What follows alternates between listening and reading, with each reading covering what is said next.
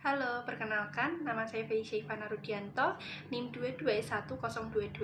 Di sini saya akan menjawab pertanyaan tugas yang diberikan oleh Bapak Kri Joyoko mengenai apakah kontemplasi iman mampu menyehatkan. Sebelum saya mulai menjawab, saya akan membuka dengan doa. Makasih Bapak, terima kasih Yesus, selamat malam Roh Kudus, selamat malam Bapak, Tuhan. Sebentar lagi Felicia akan menjawab pertanyaan yang diberikan oleh Bapak Kri Joyoko dan memulai pelajaran dari Jusitas. Biarlah kau menyertai dari awal pertengahan hingga akhir, juga berkati Bapak Kri Joyoko, kau berikan kekuatan dan kesehatan selalu untuk beliau. Dalam nama Tuhan Yesus, haleluya, amin. Saya akan menjawab pertanyaan yang diberikan oleh Bapak Kri Joyoko. Jelaskan mengenai artikel tersebut. Artikel hari ini yaitu membahas tentang hubungan kontemplasi iman dengan kesehatan. Kontemplasi itu seperti meditasi. Kalau spiritual kita sehat, maka tubuh kita juga sehat. Tujuan dari penelitian ini mau menyelidiki apakah ada hubungan antara kontemplasi berdasarkan iman dengan pengalaman kesehatan. Ada 3 tahap penelitian, yaitu yang pertama kondisi protes, yang kedua kondisi kontemplasi, yang ketiga kondisi postes.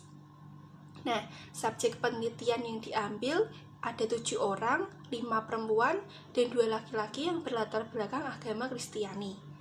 Penelitian ini dijalankan apakah manusia sehat dengan minum obat atau ada cara lain. Di sini tetapi dijelaskan kalau kita beriman, kita bisa berkontemplasi dengan Tuhan. Tidak hanya melakukan kegiatan sosial, doa bareng-bareng, tetapi mendengarkan dan merenungkan apa yang Tuhan mau.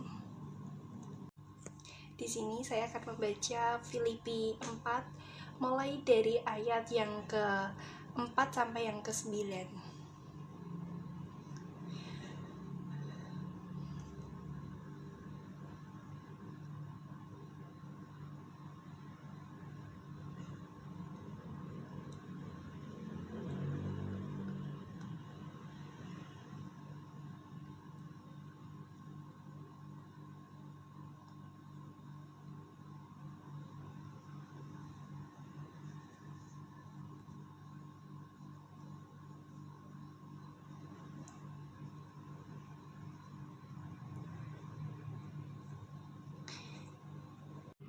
Di sini saya akan merenungkan atau memfokuskan ayat Filipi 4 ayat 4 yang berbunyi, bersukacitalah senantiasa dalam Tuhan. Sekali lagi kukatakan bersukacitalah.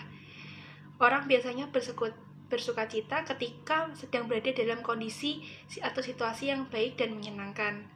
Tapi begitu keadaan berubah, berada dalam masalah, kesulitan, atau situasi yang gawat dan tak mengenakkan, rasa sukacita pun berubah. Yang ada tinggal rasa sedih, muram, kecewa, marah, dan frustasi. Ketika Rasul Paulus menulis kitab ini, ia sedang dalam keadaan tidak baik, berada di dalam penjara. Ia mengalami perlakuan yang tidak adil karena dijebloskan ke penjara tanpa berbuat kejahatan. Sesungguhnya ia punya rasa kecewa, sedih, jengkel, protes, atau marah.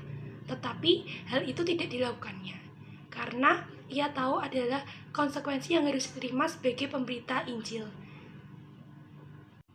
Rasul Paulus mengajarkan umat Tuhan untuk tetap bersukacita sekalipun dalam penderitaan dan berjerih lelah dalam melayani. Mengapa demikian? Menurut penelitian, jika orang gampang marah, cemas, takut, tertekan, maka otaknya segera mengeluarkan noradrenalin, yaitu hormon yang sangat beracun yang dapat membuatnya mudah sakit dan cepat tua. Sebaliknya, jika seorang menghadapi segala sesuatu dengan sikap positif, otaknya akan mengeluarkan hormon beta-endorfin yang memperkuat daya tahan tubuh, menjaga sel otak tetap muda, melawan penuaan, menurunkan agresivitas dalam hubungannya dengan sesama, meningkatkan semangat, daya tahan tubuh, dan kreativitas. Jadi, Tuhan tahu persis bagian mana dari diri manusia yang harus dikembangkan. Itulah sebabnya Dia memerintahkan kita untuk selalu bersukacita di segala keadaan. Jadi, pesan dari saya yaitu jangan fokus pada besarnya masalah atau situasi yang ada di sekeliling kita, melainkan arahkan mata kita kepada Tuhan yang berjanji tak akan membiarkan kita dan meninggalkan kita. Terima kasih.